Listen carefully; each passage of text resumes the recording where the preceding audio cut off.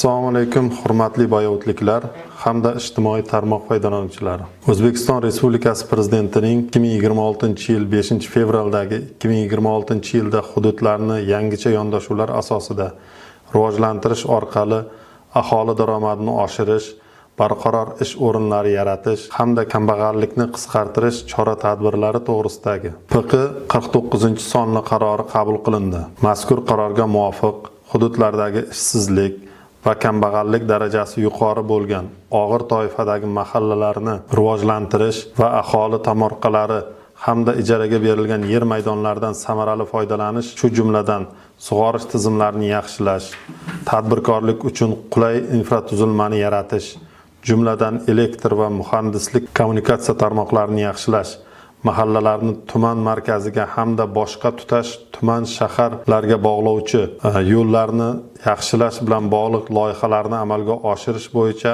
aniq vazifalar belgilab berildi.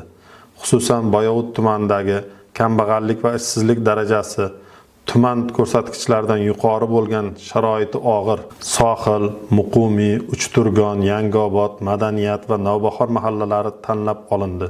Mazkur mahallalarda yangi ish o'rinlari yaratish va aholi daromadlarini oshirishga qaratilgan chora-tadbirlarni amalga oshirish uchun har bir mahallaga 3 milliard so'mdan jami 18 milliard so'm mablag'lar respublika byudjeti va mahalliy byudjetlarning qo'shimcha manbalari hisobidan ajratilishi belgilab olindi. Ushbu mablag'lar hisobidan yuqorida nomi keltirib o'tilgan mahallalarda tadbirkorlik muhitini yaratish va yangi ish o'rinlari barpo etish maqsadida ichki yo'llar infratuzilmasini yaratish uchun 2,1 kilometr beton asfalt qoplamasi yotqizish, 7,3 kilometr piyodalar yo'lagi qurish, 95 dona ko'cha chiroqlari o'rnatish, 75 dona o'rindiq va chiqindi qutilari o'rnatish ishlarini amalga oshirish hamda aholini mavjud tomorqalaridan samarali foydalanib serdaromad ekinlar ektirish maqsadida 4 dona yangi tik quduq qurish va 4 dona mavjud tik quduqlarga quyosh panellari o'rnatish,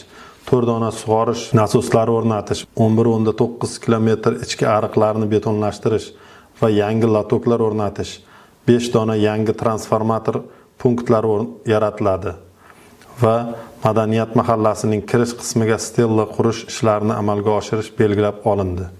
Natijada mavjud muammolarni bartaraf etish orqali 1570 ta xonadondagi 234 gektar tomorqalardan samarali foydalanish imkoniyati paydo bo'ladi.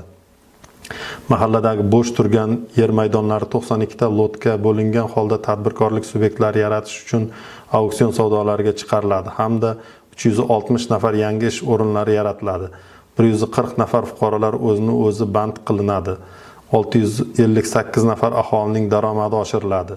Byudjetga yillik tushum 2,1 milliard so'mga yetkaziladi. Davlatimiz rahbari tomonidan ajratib berilgan ushbu mablag'lar yurtimizda olib borilayotgan keng ko'lamli islohotlarning amaliy ifodasidir desam mubolag'a bo'lmaydi. Mazkur e'tibor va g'amxo'rlik avvalo aholi turmush darajasini yanada yuksaltirish, hududlarni jadal rivojlantirish, kambag'allikni qisqartirish hamda barqaror ish o'rinlari yaratishga xizmat qiladi. Bu esa mahallalarning ijtimoiy-iqtisodiy salohiyatini yanada mustahkamlab, ularning taraqqiyotida yangi bosqichni boshlab beradi. Ishsizlik va kambag'allikdan xoli hududga aylantirishga turtki beradi.